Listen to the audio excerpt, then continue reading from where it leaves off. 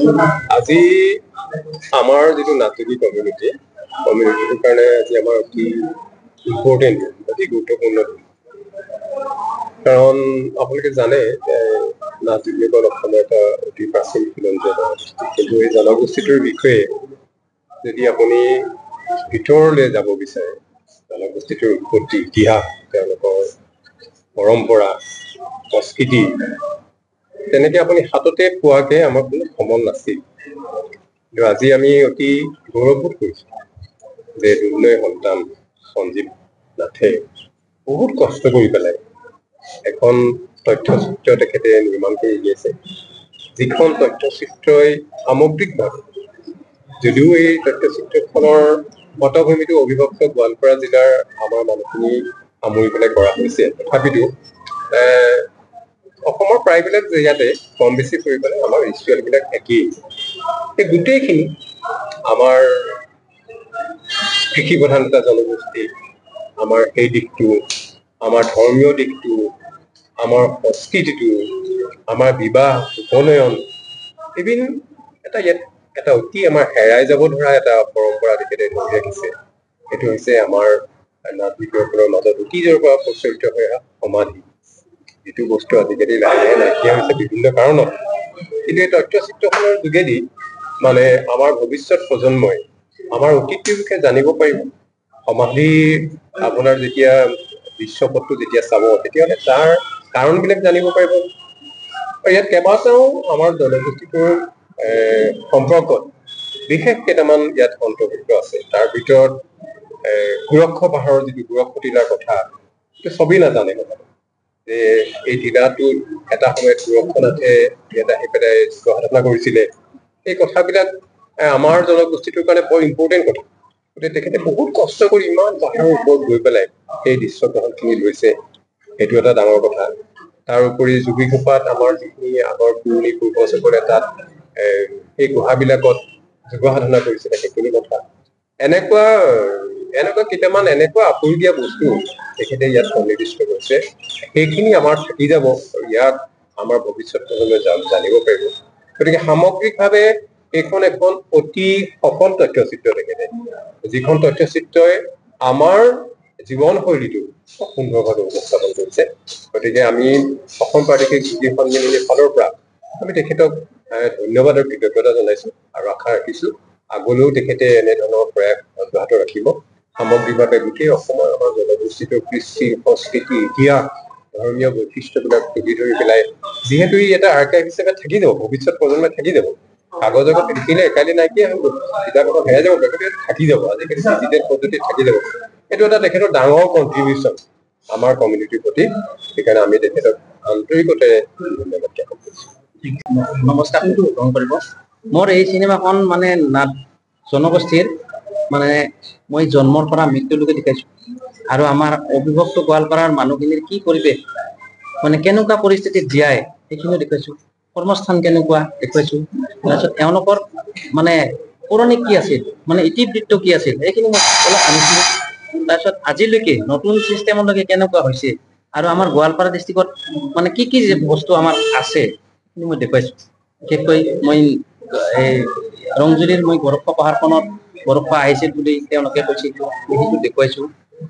এইখিনি দেখুৱাইছো আৰু তাৰ কেনেকুৱা আপুনি যে যি কৈছে মোক ভাল লাগিছে। মানে মই ভাবিছিলো অলপ কিবা এখন পাম, কিন্তু এনেকুৱা পাম বুলি ভবা নাছিলো। মই আজিলৈকে 14খন ফেষ্টিভেলত মই এৱাৰ্ড পাইছো। মানে ফেষ্টিভেল হৈছিল, মই কেলকাতাত পাইছো এটা, তাৰপিছত দিল্লীতো পাইছো, ছিংগাপুৰতো পাইছো, ডুবাইতো পাইছো। আৰু ভৱিষ্যত পৰিকল্পনা কিবা আছে নেকি? ইয়াৰ পিছত পৰিকল্পনা মই আৰু এখন কৰি আছো। মই মানে ইতিমধ্যে শ্বুটিং শেষে হৈছে, বাকী অলপ কিছু কাম বাকী আছে। কি বিষয়বস্তু এইটো আমাৰ পৌৰাণিক ৰীতি নীতিৰ ওপৰতে বনাইছো। নাট যোগী নহয়, ঠিক বিভিন্ন জাতি জনগোষ্ঠীৰ মাজতে বনাইছো। আৰু নাট যোগী জনগোষ্ঠীটো বিভিন্ন জাতি জনগোষ্ঠীৰ মাজত লুকুৱাই আছে, গতিকে তাৰ পৰা ওলাই আনি বহুত টান হৈ যাব, এইটো সম্ভৱ নহয়। মানে তেওঁলোকৰ চিষ্টেমটো আজি এছিমিলেশ্যন হৈ গৈছে, গতিকে এইটো নোৱাৰিব। মই যিখিনি দেখুৱাইছো মানে মিক্স হোৱাখিনিয়ে দেখুৱাইছো তেওঁলোকক। আমাৰ গোৱালপাৰা নিবাসী সঞ্জীৱ নাথ ডাঙৰীয়াই অশেষ কষ্ট কৰি নাট সম্প্ৰদায় বা জনগোষ্ঠীটোৰ সম্পৰ্কত যি তথ্য তেওঁ যুগুতাই উলিয়াইছে, ইয়াৰ দ্বাৰা আমাৰ নাথ সম্প্ৰদায়ৰ যিখিনি আমাৰ ল'ৰা ছোৱালী বা নতুন প্ৰজন্ম তেওঁলোকে যথেষ্টখিনি উপকৃত হ'ব। আৰু আমাৰ গুৰু মৎস্যেন্দ্ৰনাথ, গুৰু গোৰক্ষনাথকে ধৰি সকলোৰে ইতিহাস সম্বলিত এই তথ্যচিত্ৰখন লগত জড়িত হৈ আছে। তাৰোপৰি আমাৰ নাথ সম্প্ৰদায়ৰ কাৰণে আচলতে আমি আজি 42 লাখ নাথৰ প্ৰতিনিধিত্ব কৰি আছো, বা আমাৰ অসম প্ৰাদেশিক যোগী সন্মিলনেই হওক, নাথ যোগী উন্নয়ন পৰিষদে হওক, সকলোখিনি আজি আমাৰ নাথৰ এটাই প্ৰব্লেম যে আমাৰ যিখিনি আমাৰ আজি 42 লাখ নাথ বুলি ক'লে বহুতে বিশ্বাস নকৰে। 42 লাখ নাথৰ আমাৰ যদি আমি ভোটাৰ লিষ্টত চাওঁ বা কিবাত চাওঁ, আমাৰ আচলতে নাথৰ প্ৰব্লেমটো হৈছে আমি বিভিন্ন উপাধিৰে উপাধিত, আমাৰ বিভিন্ন টাইটল, প্ৰায় 20-25টা টাইটল উপাধি আমাৰ নাথ সম্প্ৰদায়ে লিখে, ভূঞাৰ পৰা, হাজৰিকাৰ পৰা, বৰাৰ পৰা আদি কৰি।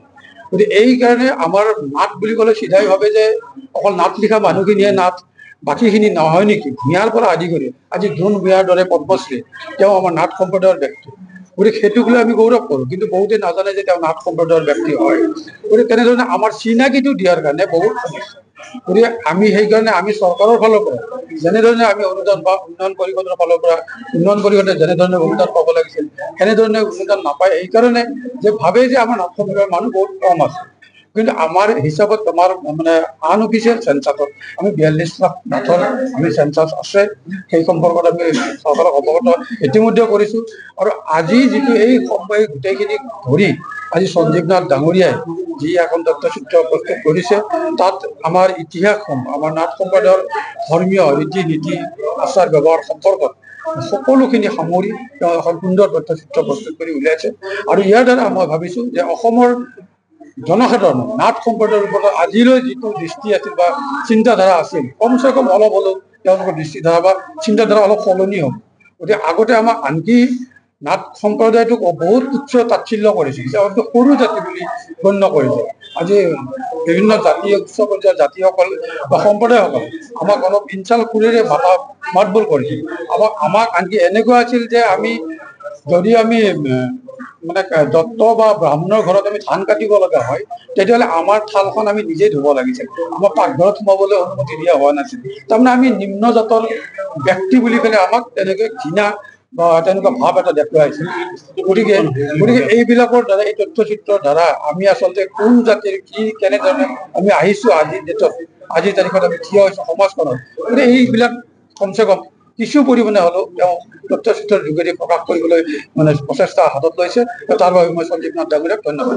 যিকোনো খবৰৰ বাবে যোগাযোগ কৰক 7099017330 লগতে 7099017110 নম্বৰত।